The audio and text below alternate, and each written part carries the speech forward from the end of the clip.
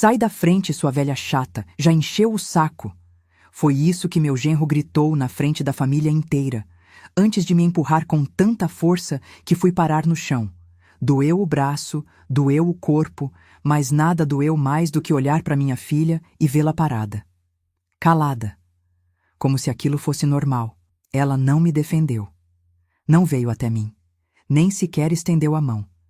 Sabe o que é construir uma vida inteira, criar seus filhos com amor, abrir mão dos seus sonhos, para no fim ser tratada como um estorvo, como alguém que atrapalha a festa. 72 anos nas costas, uma vida dedicada à família, a casa que construí com tanto sacrifício, as economias que guardei centavo por centavo, tudo pensando neles, tudo planejado para deixar um futuro melhor para minha filha e meus netos. E num segundo, num único momento, tudo mudou. Não foi a primeira vez que ele me olhou com desprezo.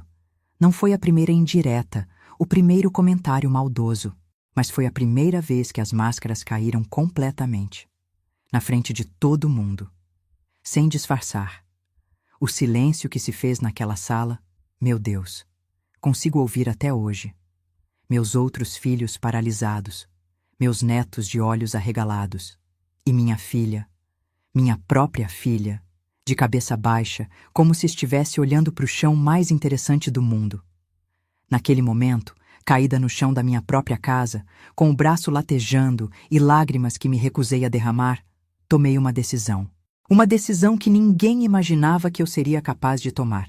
Eles pensavam que eu era apenas uma velhinha indefesa, que eu ia engolir aquela humilhação como tinha engolido tantas outras antes, que eu não tinha força, nem coragem, nem poder para mudar as coisas.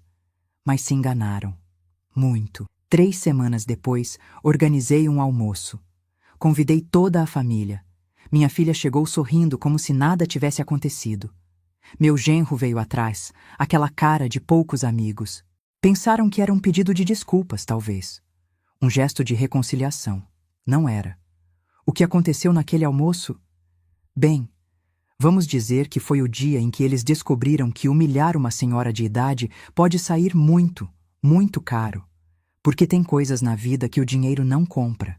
Respeito é uma delas. E quando o respeito acaba, outras coisas também acabam junto. E minha vingança foi a mais doce que já provei em toda a minha vida. Desde que me entendo por gente, sempre fui eu quem organizava as festas da família. Tinha prazer nisso, sabe? Ver todo mundo reunido, conversando, comendo as coisas que eu mesma preparava com tanto carinho. A macarronada que todo mundo elogiava. O frango assado que sempre saía no ponto. O pudim de leite condensado que era tradição desde que meus filhos eram pequenos. Aquele domingo parecia mais um dia especial como tantos outros. Era aniversário do meu neto Pedro, o caçula da Márcia, minha filha do meio. 8 aninhos. Um menino tão doce, tão educado. Puxou ao pai, graças a Deus, um homem trabalhador que sempre me tratou com respeito. Acordei cedinho, antes mesmo do sol nascer. Preparei a massa do bolo de chocolate com brigadeiro que o Pedro tanto gostava. Limpei a casa toda, mesmo com as dores nas costas que já não me abandonam há anos. Arrumei a mesa no quintal, debaixo da mangueira que plantei quando me mudei para essa casa, há quase 40 anos. Coloquei a toalha de renda que eu mesma fiz, os pratos bons, os talheres de inox que guardo para ocasiões especiais. Queria que tudo estivesse perfeito. Como sempre esteve. Perto das 11 da manhã, começaram a chegar. Primeiro meu filho mais velho, Roberto, com a esposa e os 3 meninos. Depois minha filha Márcia, o marido e os 2 filhos, incluindo o aniversariante. Por último, chegou Helena, minha caçula, com o Ricardo, aquele que eu chamava de genro, mas que naquele dia eu descobriria que não merecia nem o ar que respirava. Helena sempre foi a mais mimada. A mais bonita também, não posso negar. Cabelo liso, olhos verdes, sorriso que iluminava o ambiente. Casou tarde, depois dos 30, com esse Ricardo. 15 anos de casamento, nenhum filho.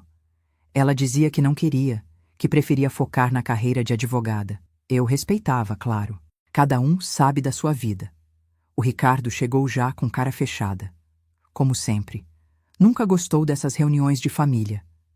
Achava tudo muito simples para o gosto dele, que cresceu em condomínio fechado, estudou em escola particular, viajou para o exterior antes mesmo de fazer 18 anos. Para ele, nossa família era simplória demais. Palavras dele, não minhas. Mas naquele dia estava pior que o normal. Antes mesmo de dar boa tarde, já foi direto para a mesa das bebidas. Encheu um copo de uísque, aquele caro que ele mesmo trazia, porque dizia que o nosso não era do nível dele. Nem era um meio-dia ainda. Ricardo, vai com calma. Ouvi minha filha dizer baixinho. É aniversário do seu sobrinho. Ele revirou os olhos, tomou o uísque num gole só e encheu outro copo. A festa continuou. As crianças corriam pelo quintal, os adultos conversavam em pequenos grupos. Eu ia de um lado para o outro, servindo, perguntando se estava tudo bem, se alguém queria mais alguma coisa. Fazia isso com alegria. Sempre gostei de cuidar dos outros. Por volta das 14h, serviu o almoço. Macarronada, frango assado, salada, farofa. Comida simples, mas feita com amor. Todo mundo se serviu, elogiou. As crianças comeram rápido, ansiosas para voltar a brincar. Os adultos ficaram à mesa, conversando. Foi quando notei que o Ricardo já estava no quarto ou quinto copo de uísque. O rosto vermelho, a voz mais alta que o normal, rindo de coisas que não tinham graça. Minha filha, ao lado dele, olhava para o próprio prato, como se tentasse fingir que não estava acontecendo nada. Helena, chamei baixinho quando passei por ela para recolher alguns pratos. Acho que o Ricardo já bebeu demais. Ela apenas assentiu, sem me olhar nos olhos. Eu sei, mãe, mas ele está estressado com o trabalho. Deixa pra lá. Deixa pra lá. Quantas vezes eu já tinha ouvido isso? Deixa pra lá quando ele fazia comentários maldosos sobre a comida que eu preparava. Deixa pra lá quando ele zombava do meu jeito de falar, do meu sotaque de interior. Deixa pra lá quando ele dizia que minha casa era um museu de velharias sem valor. Sempre deixei pra lá, por ela, pela minha caçula. Depois do almoço, era a hora do bolo. Fui até a cozinha buscar a travessa grande, aquela de vidro pesado que tinha sido da minha mãe. O bolo estava lindo, coberto de brigadeiro, com velinhas coloridas em cima. Saí com cuidado, equilibrando a travessa pesada, caminhando devagar para não tropeçar. Foi quando tudo aconteceu. O Ricardo vinha da área da churrasqueira, cambaleando, com um cigarro numa mão e o copo de uísque na outra. Esbarramos no corredor estreito que leva ao quintal. O copo dele caiu, derramando a bebida cara no chão. "Olha o que você fez!" ele gritou, como se eu tivesse cometido um crime. "Desculpe, Ricardo", falei, tentando passar com a travessa pesada. "O corredor é estreito." Foi quando vi seus olhos. Aquele olhar de desprezo, de raiva contida que eu já conhecia, mas que nunca tinha sido tão intenso. Ele deu um passo na minha direção, bloqueando completamente a passagem. "Sempre atrapalhando", disse entre dentes. "Sempre no caminho." Olhei ao redor procurando ajuda. Minha filha estava ali perto, tinha visto tudo. Nossos olhares se cruzaram. Ela sabia o que estava prestes a acontecer. E não fez nada. Tentei desviar, passar pelo outro lado, mas não havia espaço, e o Ricardo não se movia. "Por favor, filho", tentei amenizar. "É o aniversário do Pedro. O bolo está pesado." Foi quando ele disse aquilo. Aquelas palavras que nunca vou esquecer. "Sai da frente, sua velha chata. Já encheu o saco." E antes que eu pudesse responder, senti suas mãos nos meus ombros. Um empurrão forte, violento, cheio de raiva. Perdi o equilíbrio. Caí. A travessa se espatifou no chão. O bolo, que eu tinha feito com tanto carinho, se espalhou pelo piso. O silêncio que se seguiu foi ensurdecedor. E minha filha, minha própria filha, apenas ficou lá, parada, olhando para os cacos de vidro e para o bolo destruído. Como se eu não estivesse ali, caída no chão da minha própria casa. O que aconteceu naquele domingo não foi um raio em céu azul. Foi a tempestade que vinha se formando há anos, nuvens escuras que eu fingia não ver, trovões distantes que eu escolhia ignorar. Por amor à minha filha, por medo de perdê-la. 15 anos de casamento. 15 anos assistindo aquele homem sugar a alegria da minha menina aos pouquinhos, como quem suga o tutano de um osso, deixando só a casca vazia.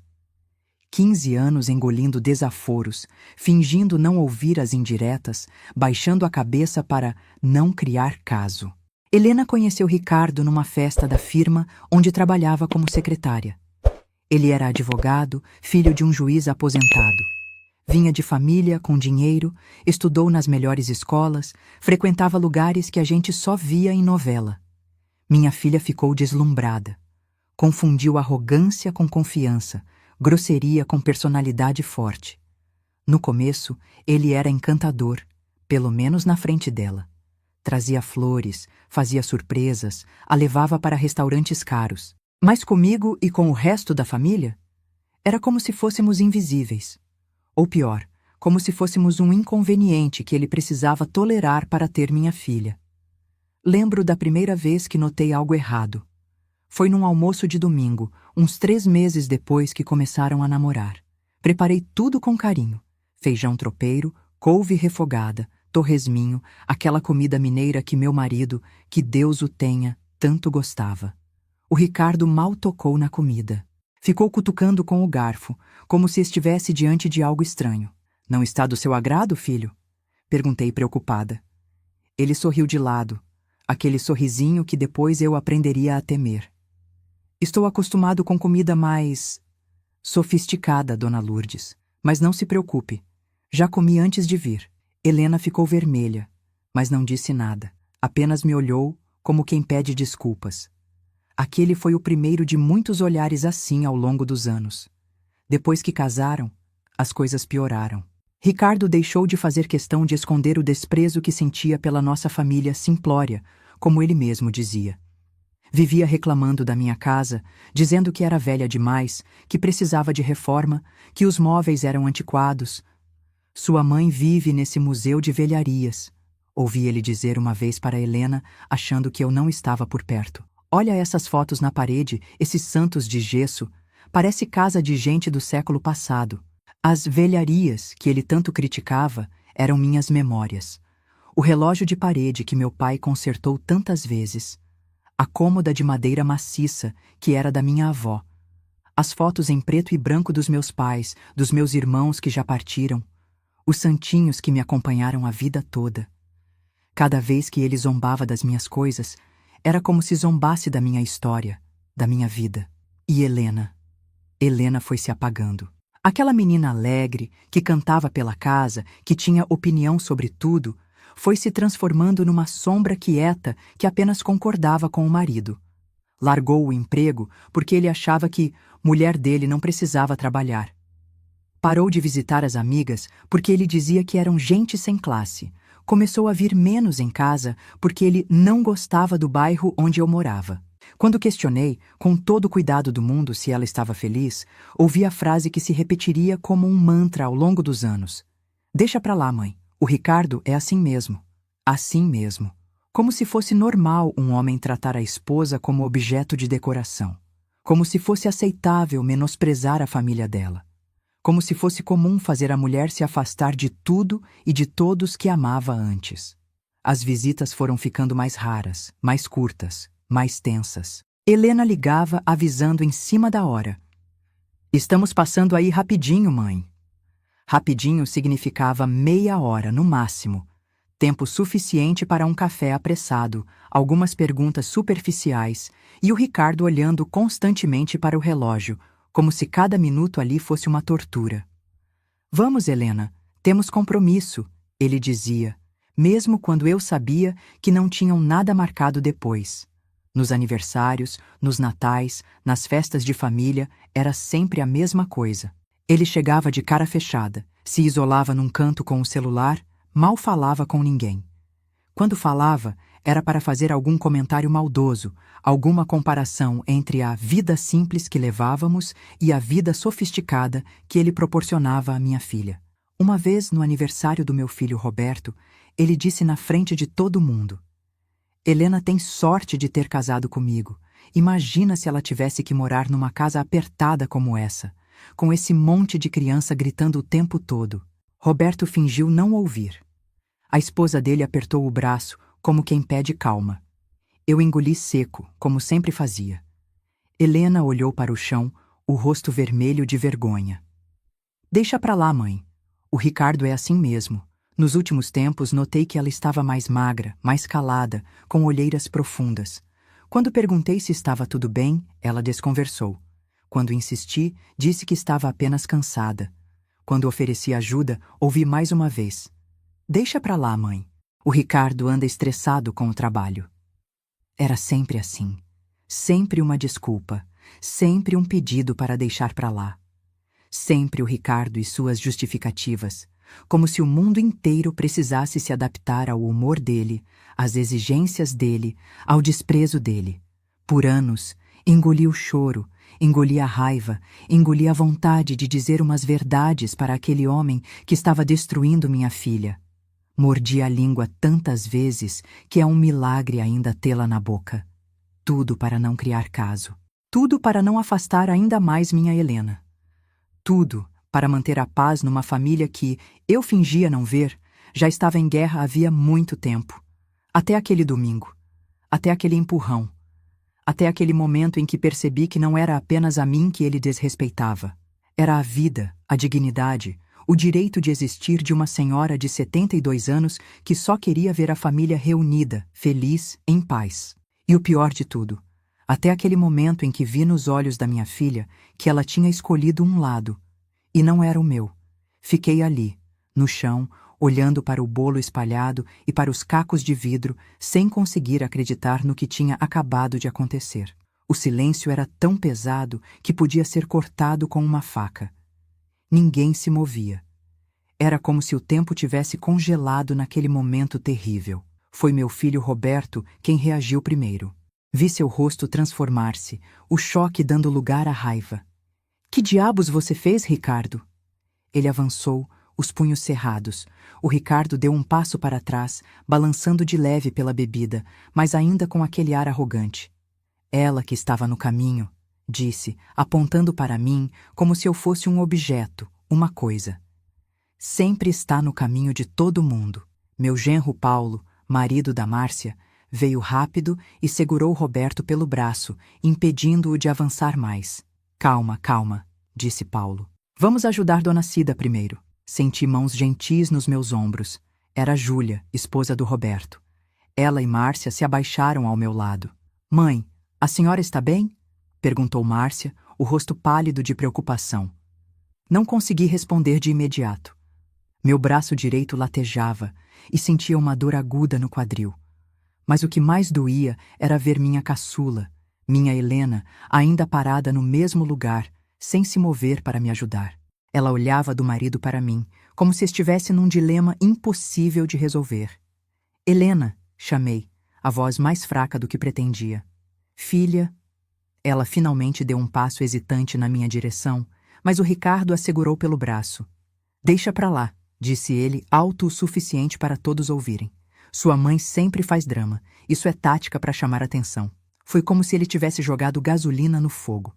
Roberto se soltou de Paulo e avançou de vez. Seu filho da mãe! Quem você pensa que é para falar assim da minha mãe? Na casa dela? Os dois homens ficaram cara a cara. Ricardo era mais alto, mas Roberto tinha o físico forte de quem trabalha na construção civil. Eu sabia que se eles começassem a brigar, ia ser feio. Parem! Gritei, tentando me levantar. Uma dor aguda me fez gemer e cair de novo. As crianças começaram a chorar. Pedro, o aniversariante, olhava para o bolo destruído no chão com lágrimas nos olhos. Meu coração apertou por ele. A festa do menino, arruinada daquele jeito. Todo mundo calma, disse Júlia, sempre a mais sensata. Vamos levar Dona Cida para o hospital verificar esse braço. Parece que ela caiu em cima dele. Hospital? Ricardo riu, debochado. Por causa de um tombinho à toa? Helena finalmente pareceu despertar. Ela se soltou do marido e veio até mim. Mãe, consegue levantar? Vamos para o hospital, sim? Olhei nos olhos da minha filha, procurando ali algum sinal da menina que eu criei. Aquela que chorava quando via um passarinho machucado, que me abraçava forte quando eu chegava cansada do trabalho. Não encontrei. Havia apenas uma mulher adulta, com olhos assustados, dividida entre o marido e a mãe. Quando tentei me levantar novamente, não consegui conter um grito de dor. Meu quadril parecia estar pegando fogo. Acho melhor chamar uma ambulância, disse Paulo, já com o celular na mão. Não precisa exagerar, insistiu Ricardo, servindo-se de mais uma dose de uísque, como se nada tivesse acontecido. Ela só caiu. Amanhã já está nova em folha. Foi quando Márcia, sempre tão calma e contida, explodiu. Cala a boca, Ricardo! Minha mãe tem 72 anos. Uma queda dessas pode quebrar o quadril, causar hemorragia interna. Você não tem um pingo de noção? Helena, pega entre a irmã e o marido, parecia cada vez mais desconfortável. Ricardo, por favor, pediu ela, a voz baixa. Não piora as coisas. Ele bufou, irritado, mas não disse mais nada. Apenas virou-se e foi para a sala, como se a festa continuasse normalmente. A ambulância chegou em 20 minutos, que pareceram uma eternidade. Os paramédicos me examinaram ali mesmo, no chão da cozinha, entre os cacos de vidro e o bolo destruído. Confirmaram que era melhor me levar ao hospital. O braço poderia estar fraturado e havia o risco de problemas no quadril. Quando me colocaram na maca, olhei para minha família. Roberto e Júlia, preocupados. Márcia e Paulo, organizando para levar as crianças para casa. E Helena, parada na porta da cozinha, o rosto uma máscara de indecisão. Você vem comigo, filha? Perguntei, estendendo minha mão boa em sua direção. Antes que ela pudesse responder, a voz de Ricardo trovejou da sala. Helena, vamos embora, já deu por hoje. Vi a dor nos olhos da minha filha, a hesitação, o conflito. Mãe, Desculpa, vou passar no hospital mais tarde, tá? Preciso acalmar o Ricardo primeiro. Naquele momento, algo se quebrou dentro de mim. Algo mais profundo e mais precioso que o braço ou o quadril. Uma certeza que eu carregava desde que meus filhos nasceram. A de que eles sempre estariam ao meu lado quando eu precisasse, assim como eu sempre estive ao lado deles. Quando a ambulância partiu, levando-me para longe da casa que construí com tanto sacrifício, da festa que preparei com tanto amor, eu chorei. Não pela dor física, que era grande, mas pela dor da traição. Pela certeza de que minha própria filha tinha escolhido ficar ao lado do homem que me agrediu em vez de acompanhar sua mãe idosa ao hospital. No caminho, o paramédico segurou minha mão e perguntou se havia alguém que pudessem chamar. Balancei a cabeça negativamente. Naquele momento, me senti mais sozinha do que nunca em toda a minha vida. Depois descobri que Roberto e Júlia vieram logo atrás da ambulância em seu carro. Que Márcia ligou para o hospital a cada meia hora para saber como eu estava. Que Paulo organizou uma escala para que sempre houvesse alguém comigo. Mas Helena? Helena não apareceu no hospital naquele dia. Nem no dia seguinte. Quando finalmente veio, 3 dias depois, estava sozinha e com olheiras profundas. Desculpa, mãe, disse ela, sentando-se ao lado da minha cama. O Ricardo não queria que eu viesse. Disse que você estava bem, que era só um exagero dos médicos. Olhei para minha filha com uma tristeza que nunca tinha sentido antes. O diagnóstico tinha sido claro. Fratura no rádio, precisando de cirurgia, e uma trinca no quadril que me obrigaria a usar andador por semanas. E você acreditou nele, sem nem ao menos ligar para o hospital para confirmar? Ela baixou os olhos, envergonhada. Não havia resposta que pudesse apagar o que tinha acontecido.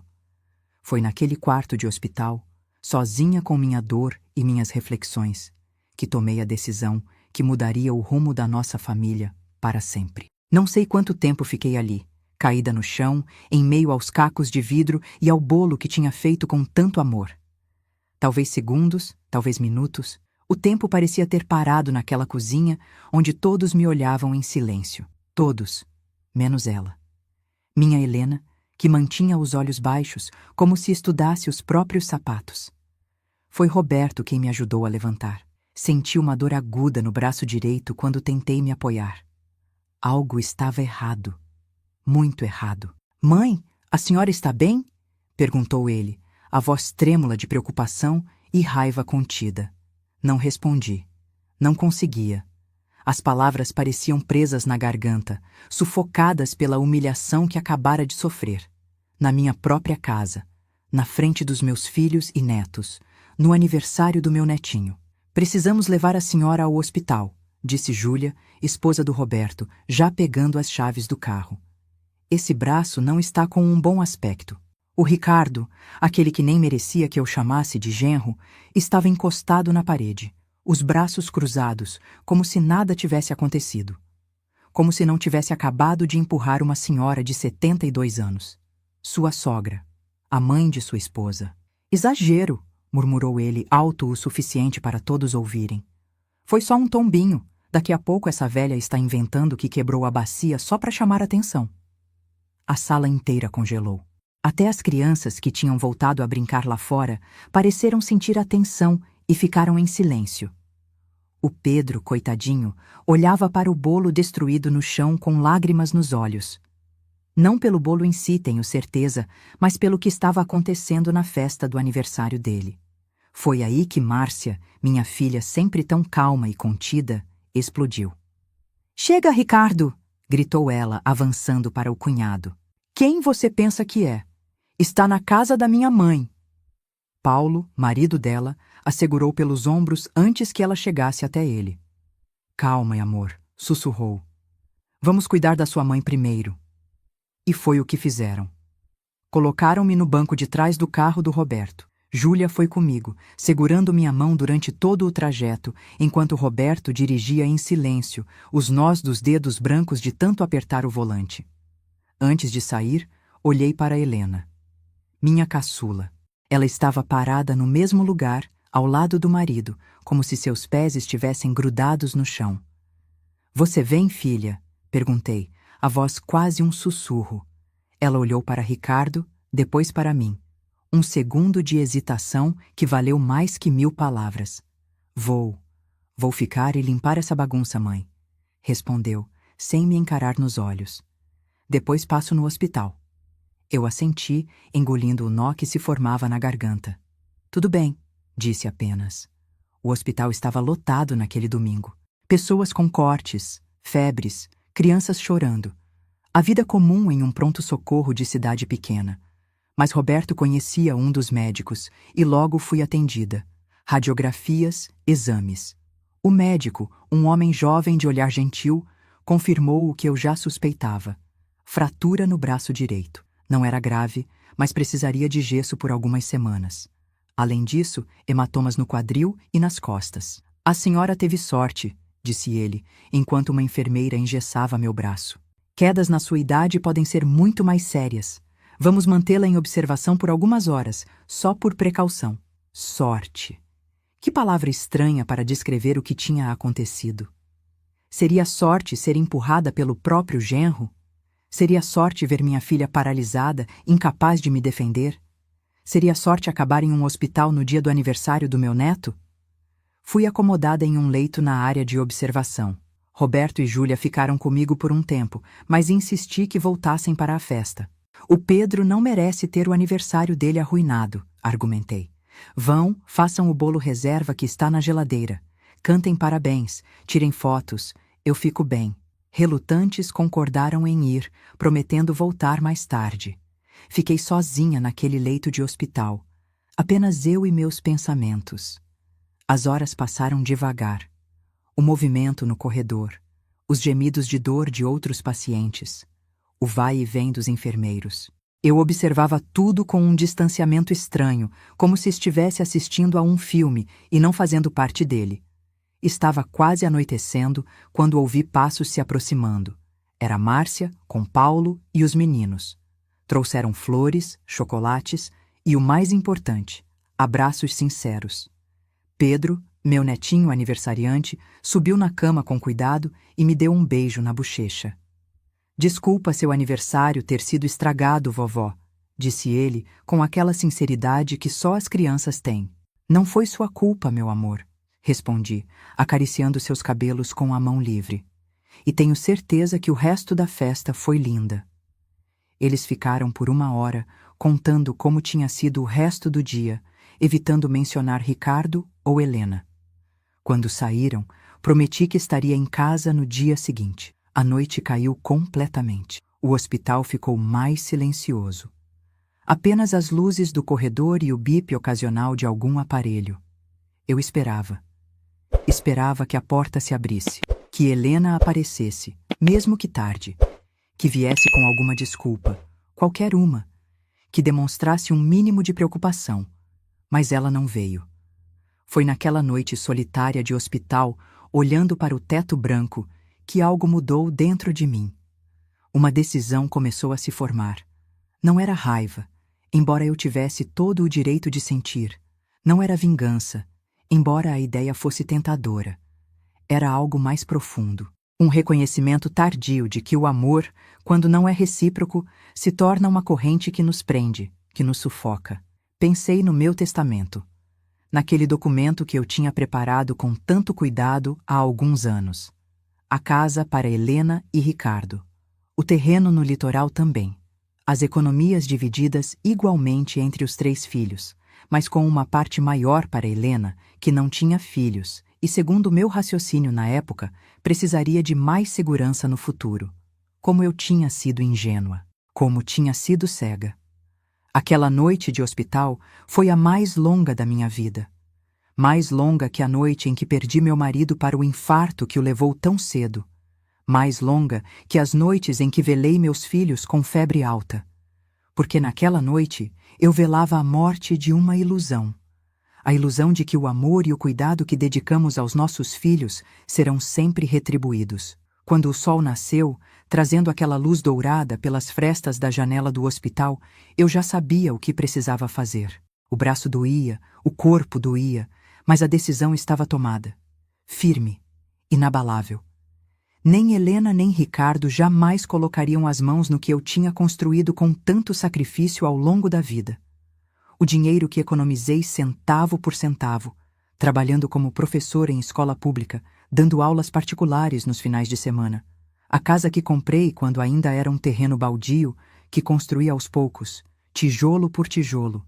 O terreno no litoral que adquiri com a herança modesta que meu marido deixou.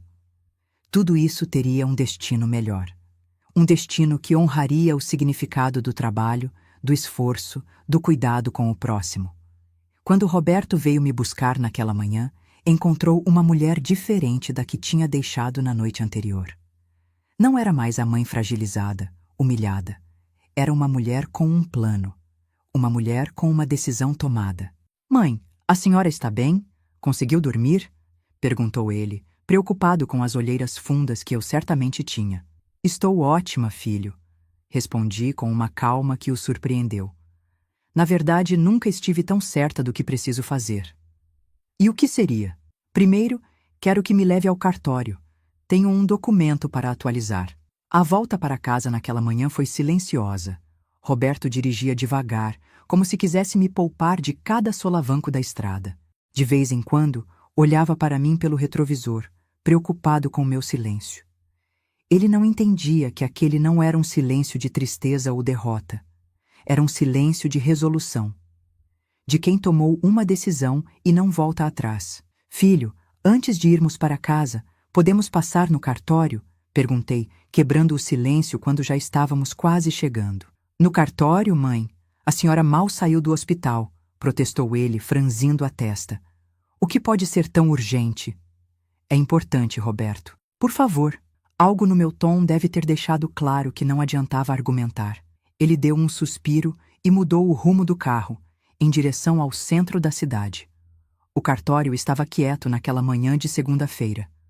Apenas alguns funcionários organizando papéis, uma senhora idosa assinando um documento no canto.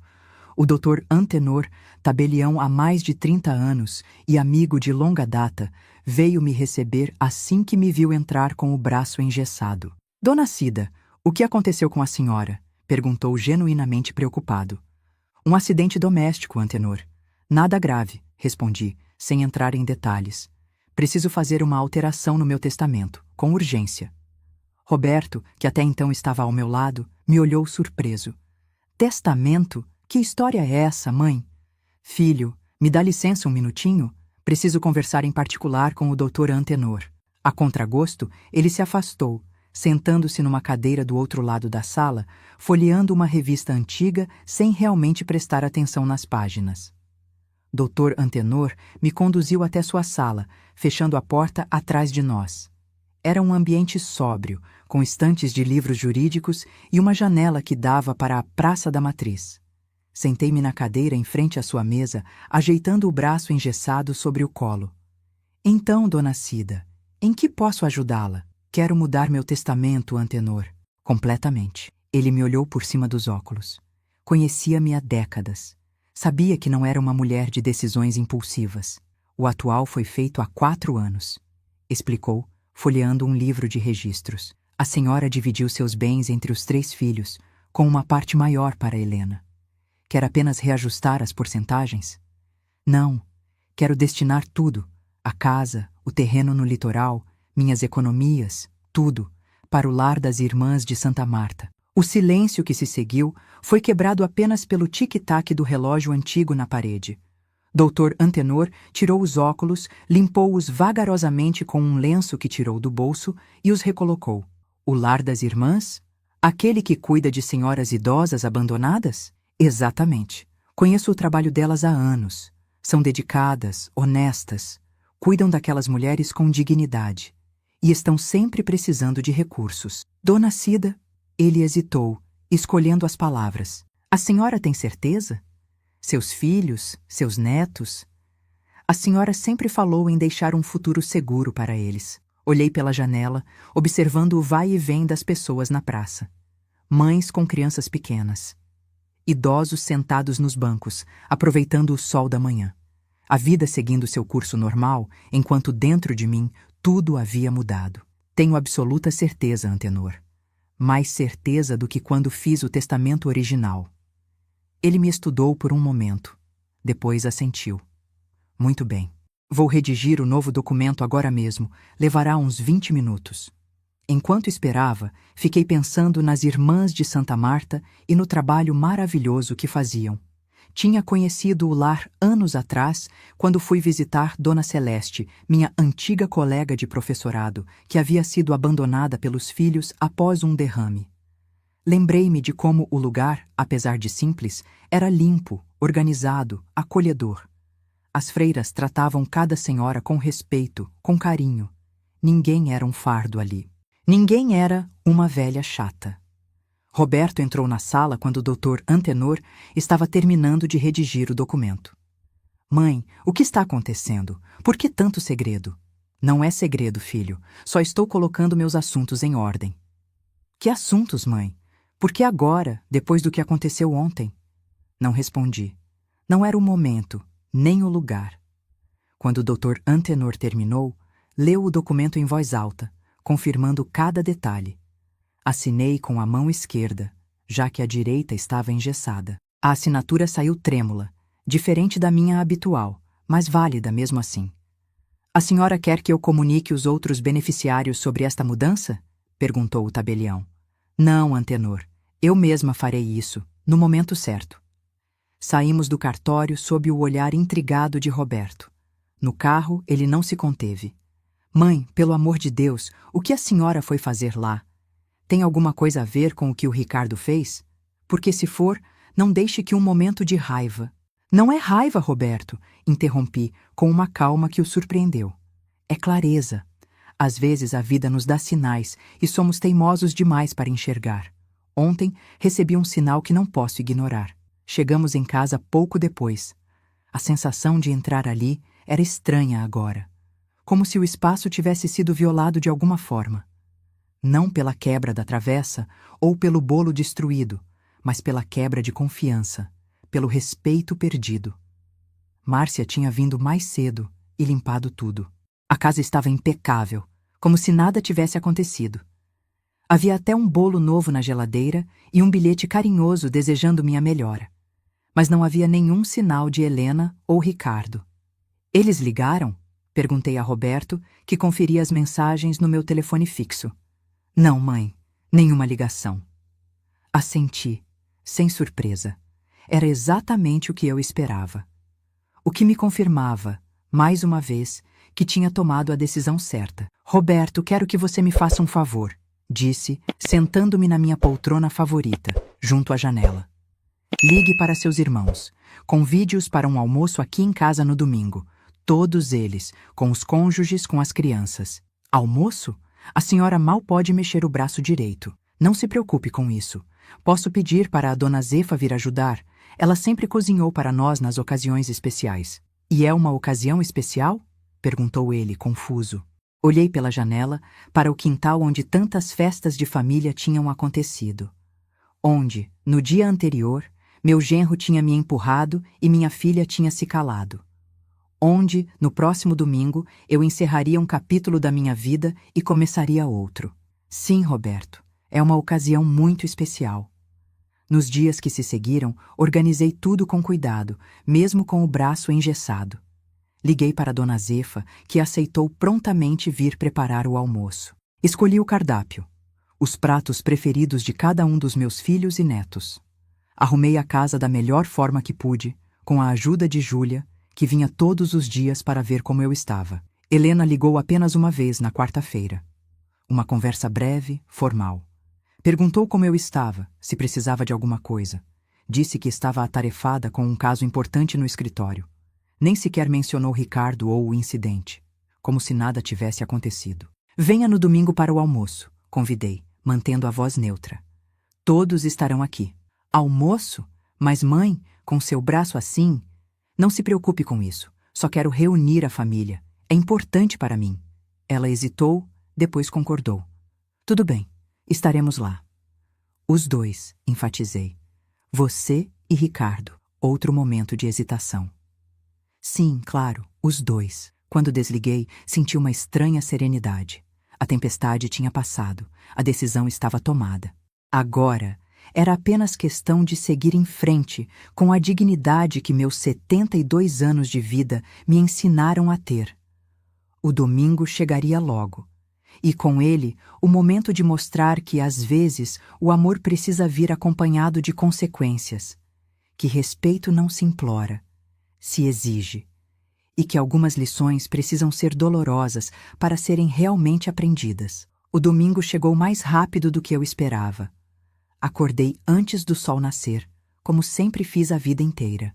Velhos hábitos são difíceis de abandonar, principalmente quando se tem mais de 70 anos. Fiquei alguns minutos apenas olhando o teto do meu quarto, sentindo o peso do braço engessado, pensando em tudo o que aconteceria naquele dia.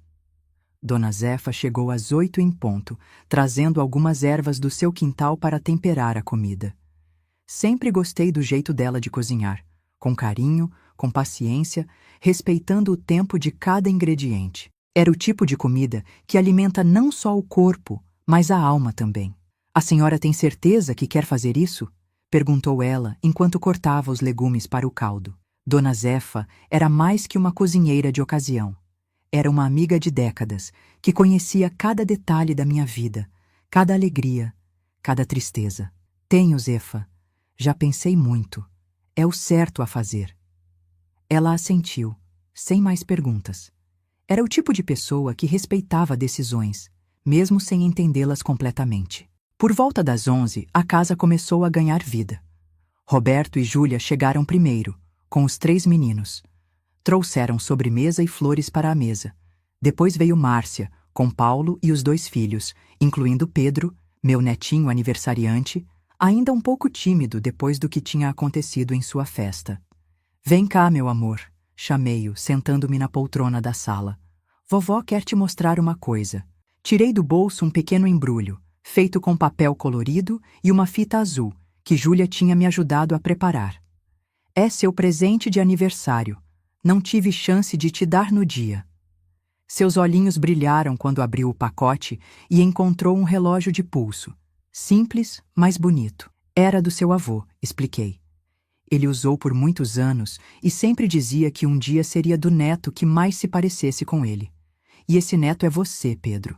Ele me abraçou com força, cuidadoso para não machucar meu braço engessado.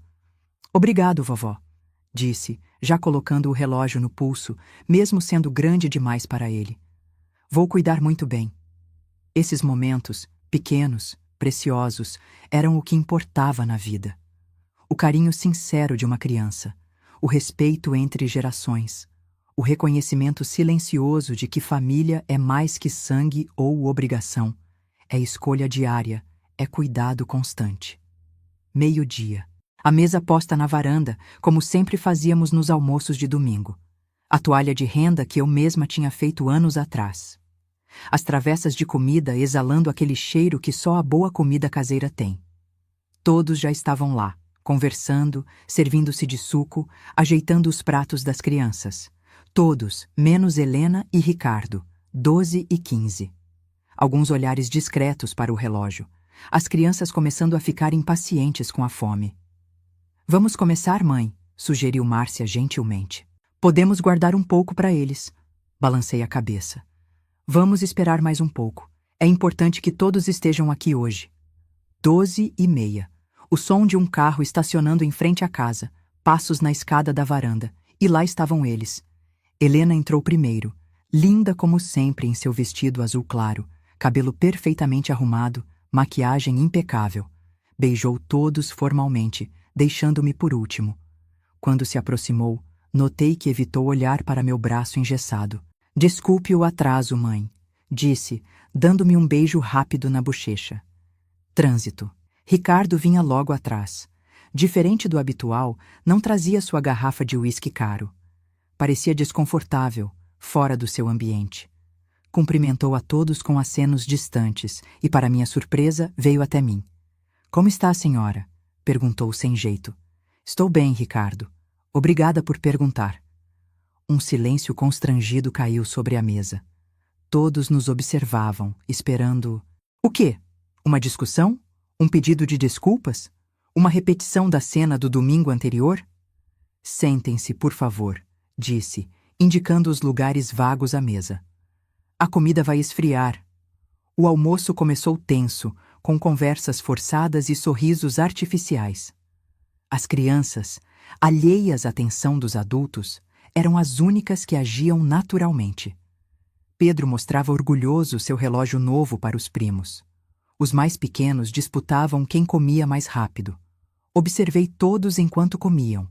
Minha família, construída com tanto amor, com tanto esforço, imperfeita como todas as famílias são, com suas alegrias e suas mágoas, suas lealdades e suas traições. Quando todos terminaram de comer, antes que se levantassem da mesa, limpei a garganta.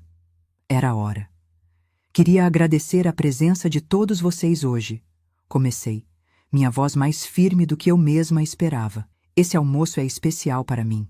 Não só porque estamos todos juntos, mas porque tenho algo importante para compartilhar com vocês. Os adultos se ajeitaram nas cadeiras, atentos. As crianças continuavam em seu mundo, brincando com os guardanapos, cochichando entre si.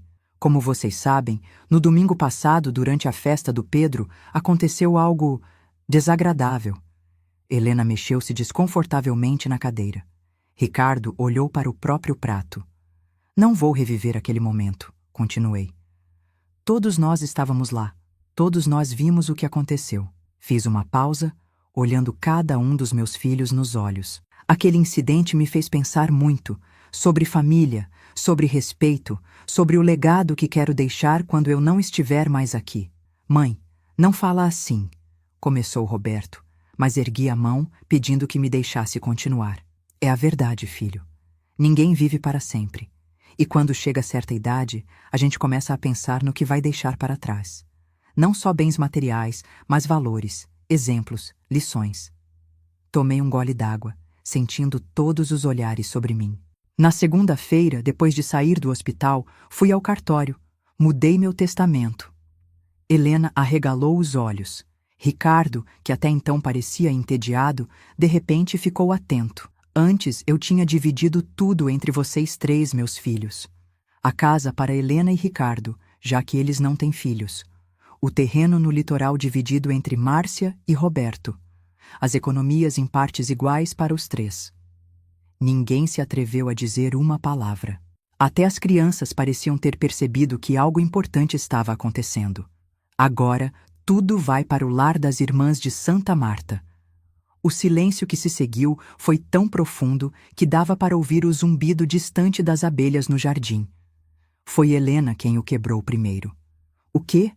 Aquele asilo para velhas abandonadas? Não é um asilo, Helena, corrigi calmamente. É um lar de acolhimento para senhoras que não têm família ou cujas famílias não podem, ou não querem, cuidar delas. Ah, mas mãe, ela começou, o rosto pálido de choque. Deixe-me terminar, por favor, pedi. Aquelas freiras fazem um trabalho maravilhoso. Com pouquíssimos recursos, dão dignidade, conforto e, acima de tudo, respeito a mulheres que a sociedade e muitas vezes as próprias famílias tratam como fardos, como problemas a serem resolvidos, como velhas chatas. O impacto das minhas últimas palavras não passou despercebido. Ricardo mexeu-se na cadeira, visivelmente desconfortável. Sei que essa decisão pode parecer drástica para vocês. Até injusta, talvez, mas acredito que é a certa. Não por vingança ou mágoa, embora sim eu tenha me sentido profundamente magoada, mas porque aprendi, aos 72 anos, que respeito não se implora, se exige. E que o verdadeiro caráter de uma pessoa se revela não nas horas boas, mas nas horas difíceis, nos momentos de tensão, nas escolhas silenciosas que fazemos quando achamos que ninguém está observando. Olhei diretamente para Helena, que agora tinha lágrimas nos olhos. Sempre te amei, filha, desde o primeiro momento, e sempre vou amar. Mas amor sem respeito é como uma casa sem alicerce, não resiste à primeira tempestade. Virei-me então para Ricardo, que mantinha o olhar baixo. Quanto a você, Ricardo, nunca esperei que me amasse como uma mãe, mas sempre esperei o mínimo de respeito que se deve a qualquer ser humano, principalmente a alguém que abriu as portas da sua casa e do seu coração para você, durante tantos anos. O silêncio que se seguiu pesava como chumbo. Ninguém sabia o que dizer, como reagir.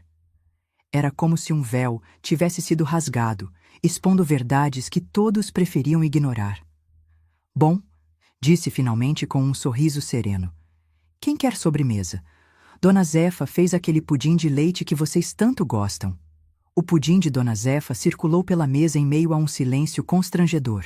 As crianças, sentindo a tensão, mas sem compreendê-la completamente, comiam suas sobremesas com menos entusiasmo que o habitual. Os adultos mal tocavam nos pratos, cada um perdido em seus próprios pensamentos. Helena foi a primeira a se recuperar do choque inicial. Colocou o guardanapo sobre a mesa com um movimento estudado e olhou para mim com aquela expressão que eu conhecia tão bem. A mesma que usava no tribunal quando precisava reverter uma situação desfavorável. Mãe, começou ela, a voz controlada, mas com uma emoção calculada. Sei que deve estar magoada com o que aconteceu.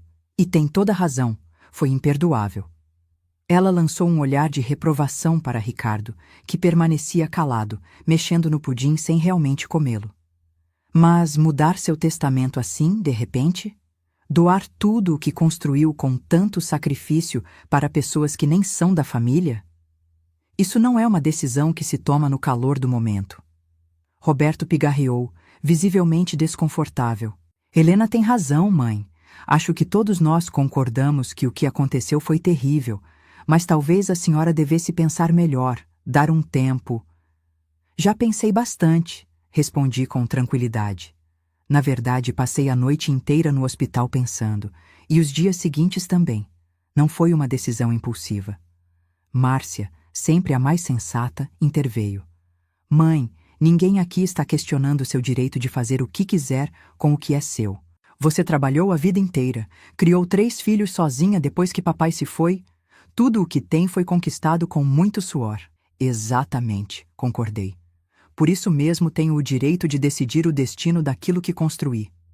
Mas doar tudo para uma instituição? Insistiu Helena, a compostura começando a rachar.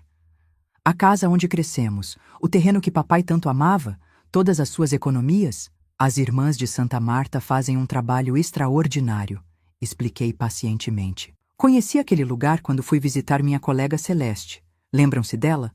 Era professora comigo. Depois que teve um derrame, os filhos a colocaram lá e nunca mais apareceram. Nem no Natal, nem no aniversário dela. Nada. Fiz uma pausa, lembrando-me de Celeste.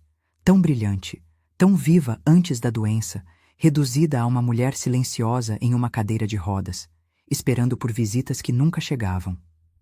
Mesmo assim, as irmãs cuidam dela com uma dignidade, um respeito. Celeste tem um quarto pequeno, mas confortável, recebe atenção médica, participa das atividades que consegue, é tratada como pessoa, não como um fardo.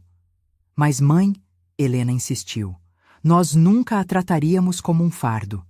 Foi então que Ricardo, que até então se mantivera em silêncio, soltou uma risada seca, quase um escárnio. Todos os olhares se voltaram para ele. Qual é a graça, Ricardo?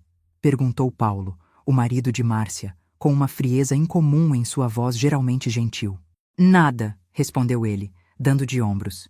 Só acho engraçado como as pessoas mudam o discurso quando tem dinheiro envolvido. Um silêncio pesado caiu sobre a mesa. Helena olhou para o marido com uma mistura de surpresa e horror. O que você está insinuando? Perguntou Roberto, a voz baixa, mas carregada de raiva contida. Ricardo deu outro daqueles sorrisos sarcásticos que me irritavam profundamente. Estou apenas constatando um fato. Semana passada, ninguém se importou quando sua mãe caiu.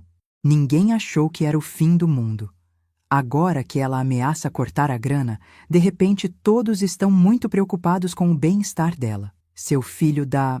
Roberto começou a se levantar, mas Júlia o segurou pelo braço, lançando um olhar significativo na direção das crianças, que observavam a cena com olhos arregalados. Ricardo, por favor, implorou Helena, o rosto vermelho de vergonha. Foi quando decidi que era hora de retomar o controle da situação. Bati levemente na mesa com a mão livre, chamando a atenção de todos. Crianças, disse com doçura, por que vocês não vão brincar lá fora um pouquinho? Tem aquela caixa de brinquedos na varanda dos fundos. Os adultos precisam conversar. Os pequenos, aliviados por escaparem daquele ambiente tenso, não precisaram de um segundo convite.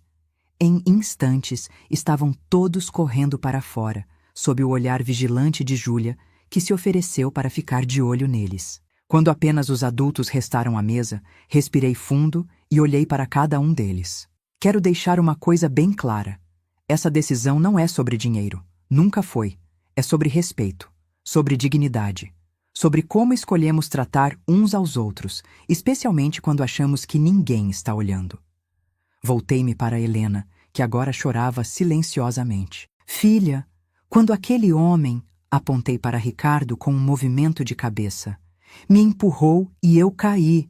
Não foi o braço quebrado que mais doeu. Foi o seu silêncio. Foi ver você parada, de cabeça baixa, enquanto eu estava caída no chão da minha própria casa. Ela soluçou mais forte, cobrindo o rosto com as mãos. E depois, quando estive no hospital, quem veio me ver? Roberto e Júlia, Márcia e Paulo, até meu netinho Pedro, em pleno dia do aniversário dele. Mas você? Nem uma ligação naquela noite, nem uma visita no dia seguinte. Como se nada tivesse acontecido. Eu estava confusa. Ela tentou explicar entre lágrimas. Não sabia o que fazer. Confusa? Repeti, permitindo que um pouco da minha dor transparecesse na voz. Sua mãe de 72 anos é empurrada pelo seu marido. Cai, quebra o braço, vai parar no hospital e você fica confusa sobre o que fazer? Ricardo bufou, revirando os olhos. Sempre o drama da vítima. Foi a gota d'água. Márcia, sempre tão controlada, bateu na mesa com tanta força que as xícaras tilintaram. Cala a boca, gritou ela, apontando o dedo para o cunhado. Você não tem o direito de abrir a boca nesta mesa depois do que fez. Deveria estar de joelhos pedindo perdão à minha mãe, não sentado aí com essa cara de deboche. Paulo colocou a mão no ombro da esposa, tentando acalmá-la, mas seus próprios olhos faiscavam de raiva.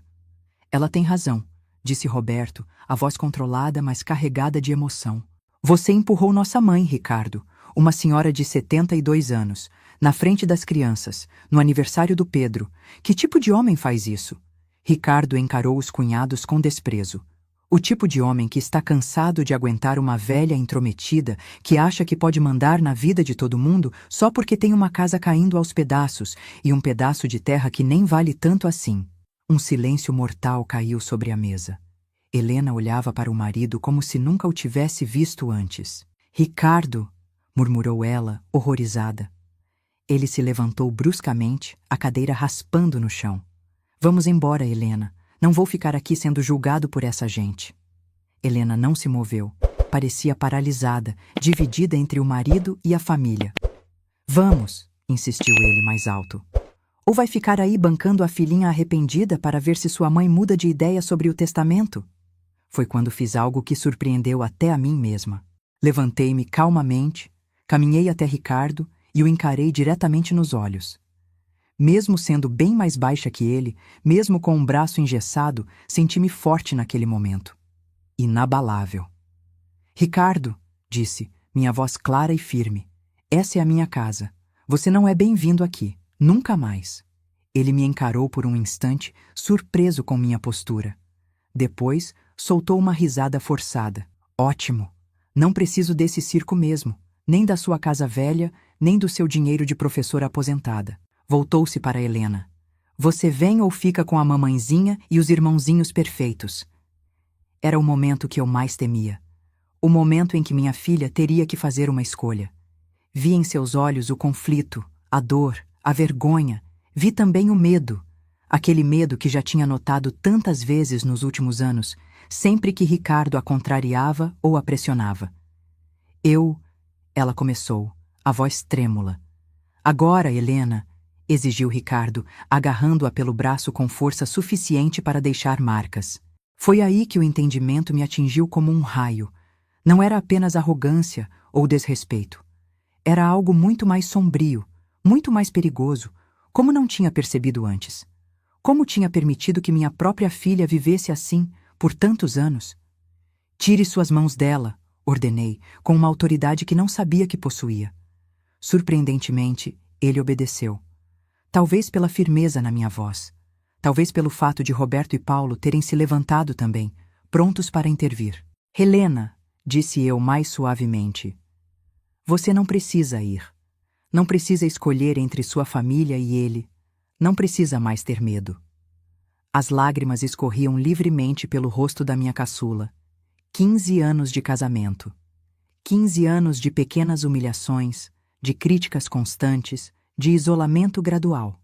15 anos vivendo com um homem que a diminuía dia após dia, que a afastava da família, que a fazia duvidar de si mesma. Como eu tinha sido cega. Helena, chamei novamente. Fique. O tempo pareceu congelar naquela sala de jantar. Helena, minha caçula, estava ali, parada entre o marido que a humilhava e a família que sempre a amou.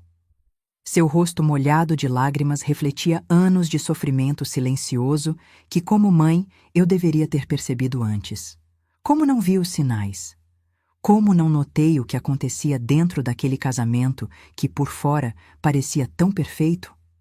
Ricardo a encarava com uma mistura de raiva e desdém. Havia algo em seus olhos que me causava arrepios. Um brilho frio, calculista, que sugeria que o que víamos naquela mesa era apenas a ponta do iceberg. Helena, ele disse, a voz perigosamente controlada. Estou saindo, agora. Se você ficar, não se dê ao trabalho de voltar para casa. Márcia soltou um suspiro audível. Roberto deu um passo à frente, como se quisesse se colocar entre a irmã e o cunhado. Paulo permaneceu em silêncio, mas seus olhos não deixavam Ricardo, atento a qualquer movimento brusco. Helena olhou para o marido, depois para mim, depois para seus irmãos. 15 anos de casamento pesavam em seus ombros naquele momento. 15 anos de escolhas, de concessões, de pequenas rendições que, somadas, tinham resultado naquela mulher frágil e insegura que mal reconhecíamos. Ela começou, a voz quase inaudível. Não temos o dia todo, cortou Ricardo impaciente. Escolha agora, eu ou eles. Foi então que algo aconteceu, algo sutil, quase imperceptível para quem não conhecesse Helena tão bem quanto eu. Um leve erguer do queixo, um brilho diferente nos olhos, como uma fagulha tentando se transformar em chama. Não é uma escolha justa, ela disse, a voz ainda trêmula, mas um pouco mais firme. Ricardo riu, aquela risada seca e cruel que eu já tinha ouvido tantas vezes. A vida não é justa, querida. Achei que já tivesse aprendido isso. Não! Helena insistiu, olhando-o diretamente nos olhos, talvez pela primeira vez em muito tempo. Não é uma escolha justa, porque você está me pedindo para escolher entre alguém que me humilha e pessoas que me amam. O silêncio que se seguiu foi quase palpável. Ricardo piscou, momentaneamente desconcertado pela resposta inesperada. Do que você está falando? Perguntou ele, tentando recuperar o controle da situação. Agora eu te humilho? Eu que te tirei daquela vidinha medíocre, que te dei status, que te apresentei para pessoas importantes? Helena balançou a cabeça lentamente, como se estivesse despertando de um longo sono. Você nunca me deu nada, Ricardo. Tudo o que tenho, conquistei com meu próprio trabalho. Minha carreira, meu reconhecimento profissional, foram minhas horas no escritório, minhas noites estudando processos. Ela fez uma pausa, respirando fundo, ganhando coragem com cada palavra. E quanto ao status? As pessoas importantes? De que me adiantou se nunca pude ser eu mesma com elas? Se sempre tive que interpretar um papel, ser a esposa perfeita do Ricardo, sorrir nos momentos certos, concordar com tudo o que você dizia? Ricardo deu um passo em sua direção, o rosto contorcido de raiva. Roberto e Paulo imediatamente se moveram, prontos para intervir. Você é uma ingrata, sibilou ele. Olhe para você agora, correndo de volta para o colo da mamãe na primeira dificuldade. É patético. A única coisa patética aqui, interrompeu Márcia, incapaz de se conter. É um homem que se sente tão inseguro que precisa diminuir uma mulher para se sentir importante. Que tipo de homem empurra uma senhora idosa? Que tipo de homem ameaça a própria esposa na frente da família dela? Ricardo se virou para ela, os punhos cerrados. Fique fora disso, é entre mim e Helena. Não, disse Helena com uma firmeza surpreendente. Não é só entre nós dois, nunca foi. Você fez questão de humilhar minha mãe na frente de toda a família, de empurrá-la e fazê-la cair, de tratá-la como se ela fosse descartável. Ela se virou para mim, os olhos cheios de arrependimento, e eu deixei acontecer. Fiquei parada, como sempre fico quando você age assim.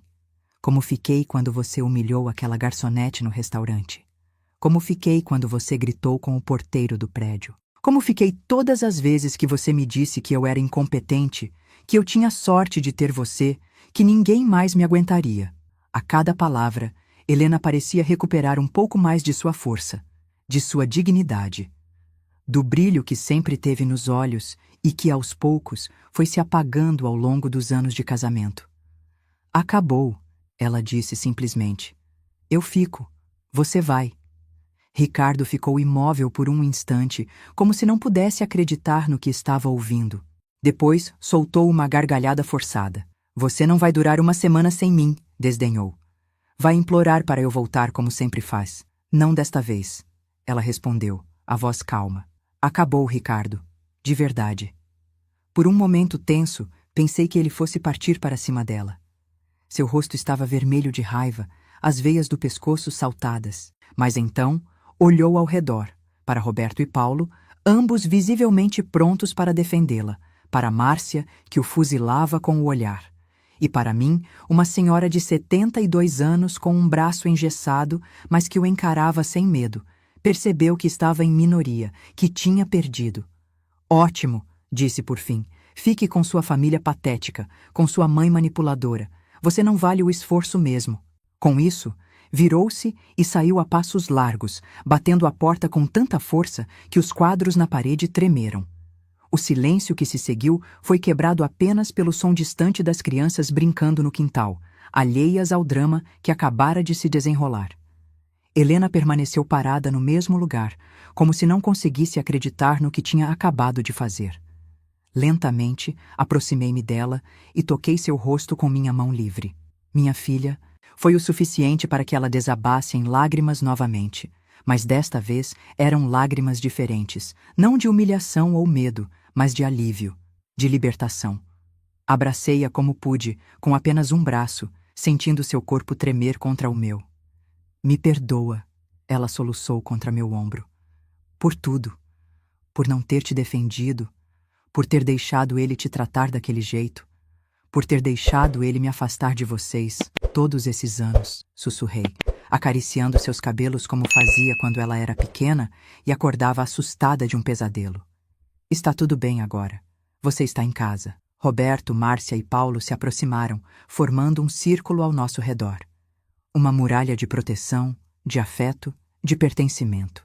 Helena finalmente se afastou um pouco, enxugando as lágrimas com as costas das mãos, quase como uma menina.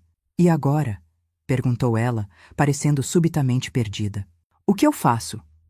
Primeiro, disse Márcia, colocando as mãos nos ombros da irmã. Você respira. Depois, nós te ajudamos a buscar suas coisas no apartamento, quando for seguro. Você pode ficar aqui com a mamãe, ou comigo e o Paulo, ou com o Roberto e a Júlia. O importante é que você não está sozinha. Helena assentiu, um pouco atordoada com tudo o que tinha acontecido. E depois? Depois, respondi segurando sua mão.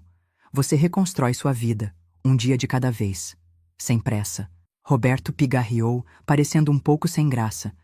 E quanto ao testamento, mãe, você ainda vai... Você sabe? Sorri, compreendendo sua preocupação. Isso importa agora? Realmente importa? Ele balançou a cabeça, um pouco envergonhado. Não, claro que não. Foi só... curiosidade. O testamento pode esperar, disse olhando para cada um dos meus filhos. O que importa é que estamos juntos de novo, que nos reencontramos, que escolhemos o amor e o respeito acima de tudo. Mas você ainda vai doar tudo para as freiras? Insistiu Helena, com um pequeno sorriso trêmulo, o primeiro que vi em seu rosto naquele dia. Dei uma risada leve. Não sei. Talvez não. O que sei é que minha decisão não será baseada em mágoa ou ressentimento. Será baseada no que acredito ser o melhor para todos nós, no legado que quero deixar. Márcia se aproximou e me abraçou com cuidado.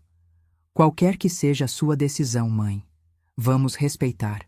O que você construiu é seu, para fazer o que achar melhor. Roberto e Helena assentiram em concordância. Naquele momento, percebi que o verdadeiro teste não tinha sido para eles, mas para mim. Não se tratava de punir ou recompensar, de incluir ou excluir do testamento. Tratava-se de ensinar uma lição sobre dignidade, sobre respeito, sobre os verdadeiros valores que importam na vida. Vamos tomar um café, sugeri, quebrando o clima emocional. E depois vamos chamar as crianças para dentro. Está quase na hora do bolo. Enquanto Helena e Márcia iam para a cozinha e Roberto saía para chamar Júlia e as crianças, fiquei um momento sozinha na sala, olhando para o retrato de família na parede. Uma foto antiga de quando meu marido ainda era vivo e os meninos eram pequenos. Quantas tempestades tínhamos enfrentado desde então. Quantas perdas, quantas alegrias, quantas transformações. A vida nunca segue o roteiro que planejamos. Às vezes nos surpreende com dores que achamos que não vamos suportar. Outras vezes nos presenteia com momentos de redenção que nem sabíamos que precisávamos. Naquele domingo, em meio a lágrimas e confrontos, minha família tinha se quebrado e se refeito. Mais forte, talvez. Mais verdadeira, com certeza. E eu, aos 72 anos, tinha aprendido que nunca é tarde para exigir respeito, para ensinar pelo exemplo, para escolher a dignidade acima de tudo. E essa, percebi, era a verdadeira herança que eu deixaria quando partisse. Não a casa, não o terreno, não as economias, mas a lição de que o amor, para ser real, precisa vir acompanhado de respeito. Sempre.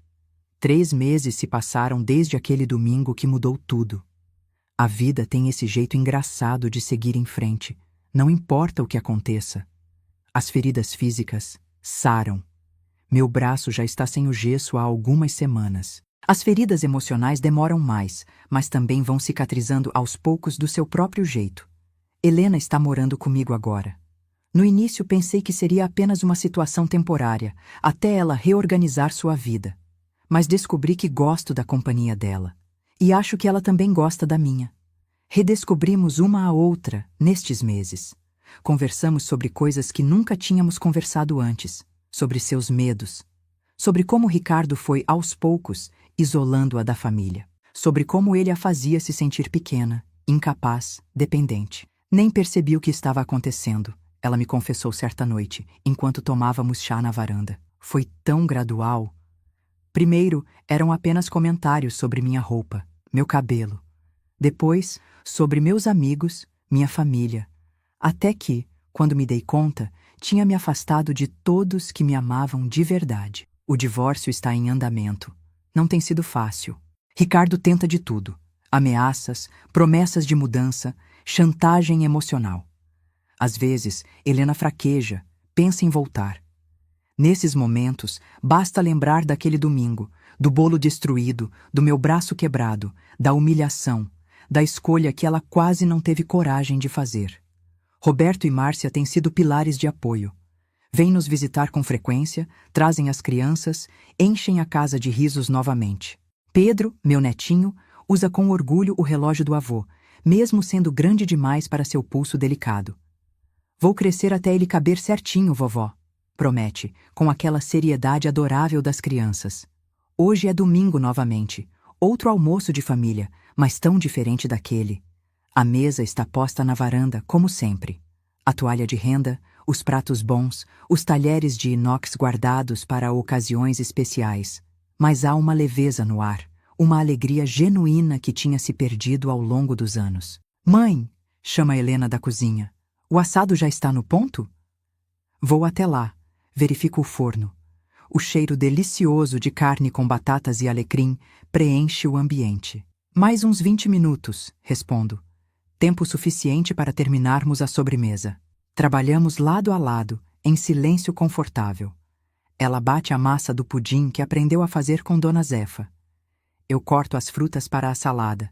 De vez em quando, nossos olhares se cruzam e sorrimos. É uma cena simples, cotidiana. Mãe e filha preparando o almoço de domingo. Mas para nós, representa muito mais.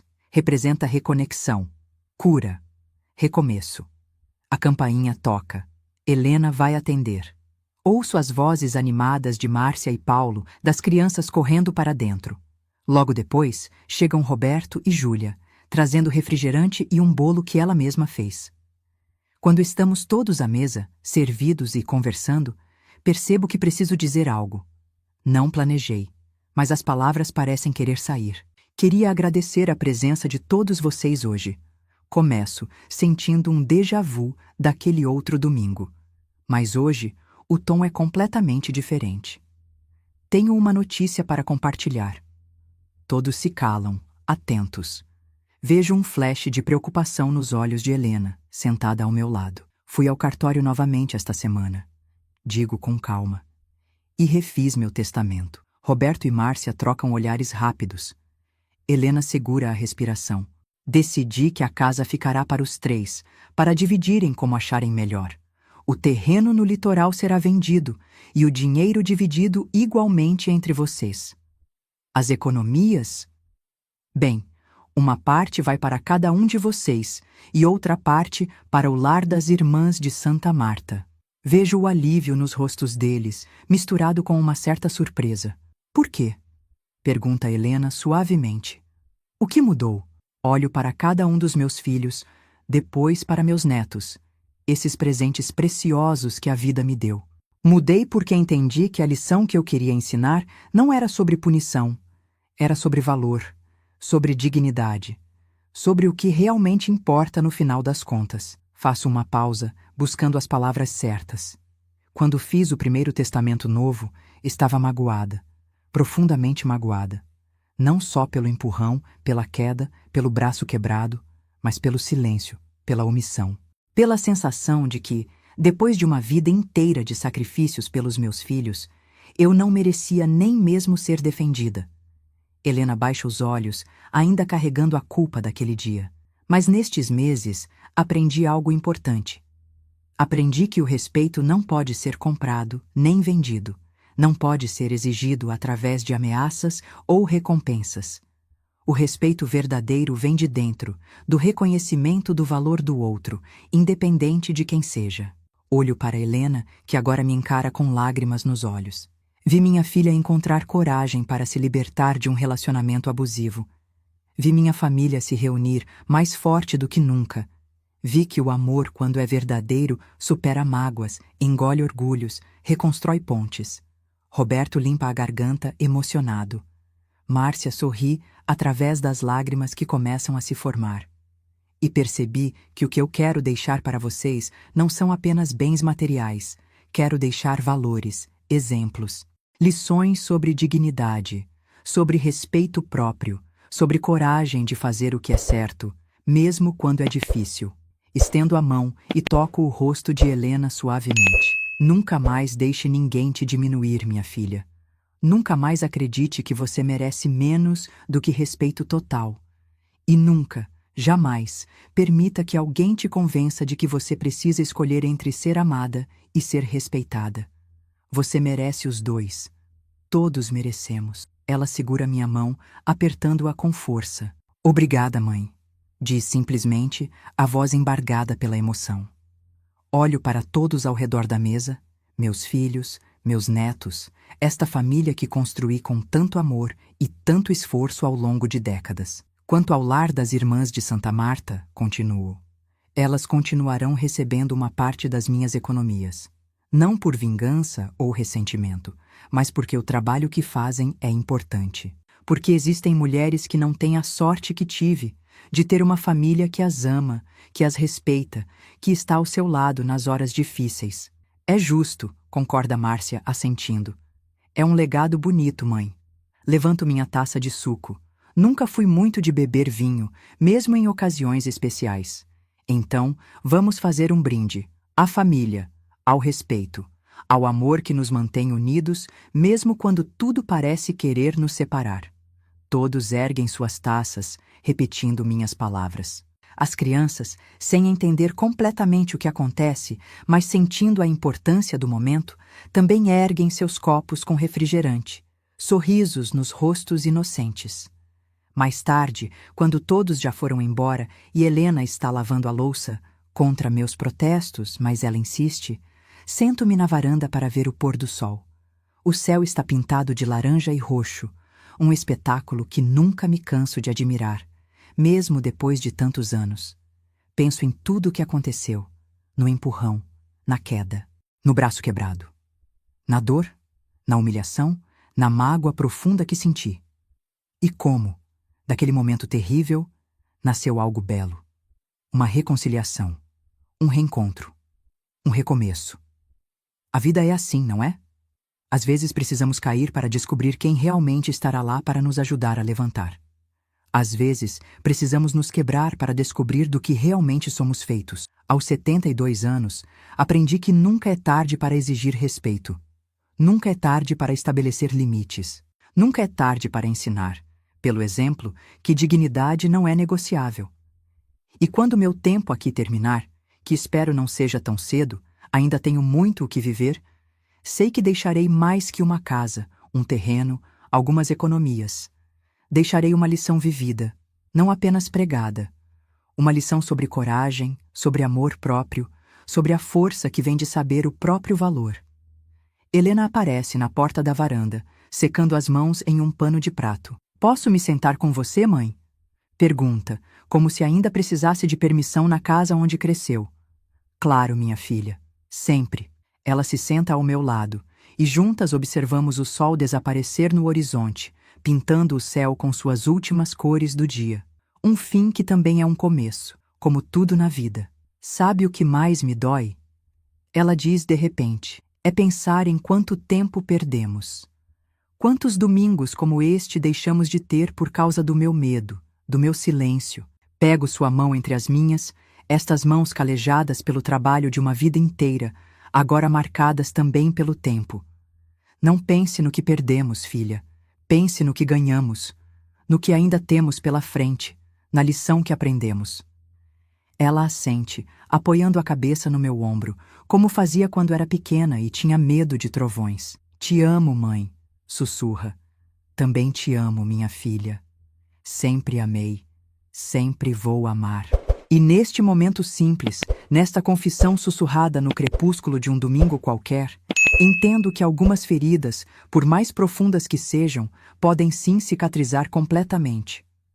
Que o perdão, quando vem do coração, tem um poder curador que nenhuma mágoa consegue resistir, e que o amor, o verdadeiro amor, aquele que vem acompanhado de respeito, é a maior herança que podemos deixar para aqueles que amamos. Isso, nenhum testamento, nenhum documento em cartório, nenhum bem material jamais poderá substituir. Até a próxima história, meus queridos. Que Deus abençoe todos vocês e lembrem que respeito e amor andam juntos, como sempre deveria ser. Aqui é Dona Cida, se despedindo com carinho.